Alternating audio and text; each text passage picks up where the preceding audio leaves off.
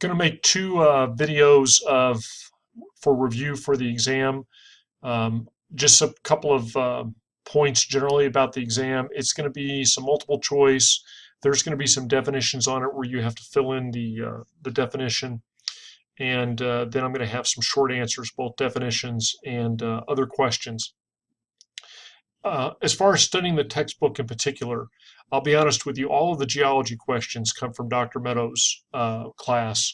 But what I've tried to do is to make sure that I didn't pull anything out of the textbook on the exam that wasn't also supported with discussion in the lecture. So I'm going to point out some topics where I probably did.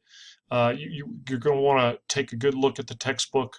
Um, but in general, I'm sorry that I'm kind of not speaking real well. In general, what you should be looking for from the textbook is to remind you of the things that we talked about in the lectures, because the lectures are the prime points of what we wanted to cover.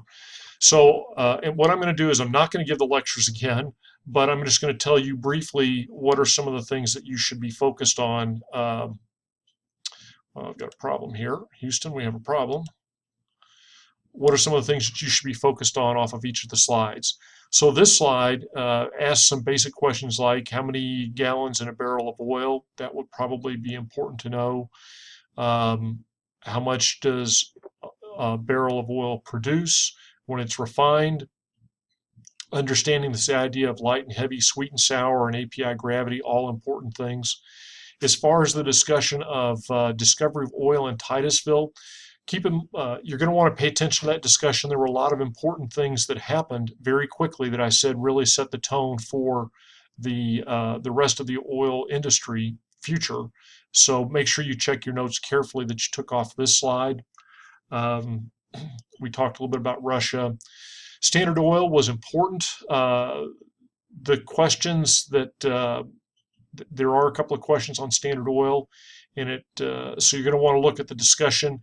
The big thing was, what did Standard Oil do for the future, and where did Standard Oil make its mark? The oil discoveries in Texas, I'll be honest with you, the one that I focus on the exam is the Black Giant in 1930. Lots of things happened in the Black Giant, so go back and look at your notes and specifically see things that happened with this discovery and understand those issues. I don't test you what year oil was discovered around the world. There are some discussions of the Seven Sisters and their importance on the exam. Also OPEC, and this is an area where the textbook has a lot of good supporting information about the formation of OPEC, so make sure you read that. I'll be honest with you, not any questions as far as these various historical events. What is key is that we reach this conclusion that oil is a function of supply, demand, and then the speculation that has to do with the markets, the fact that oil is a traded market. Knowing where that oil and where that natural gas takes place, that those transfers take place on the monetary exchange, is important. No questions about who has oil, what are their reserves, what rank, what production. I really wanted you to develop this more as a big picture of what's happening in the world. There's no specific questions about the idea of the ownership of minerals. Those are just something I wanted you to understand. Might be important to understand what drove the increase in U.S. production.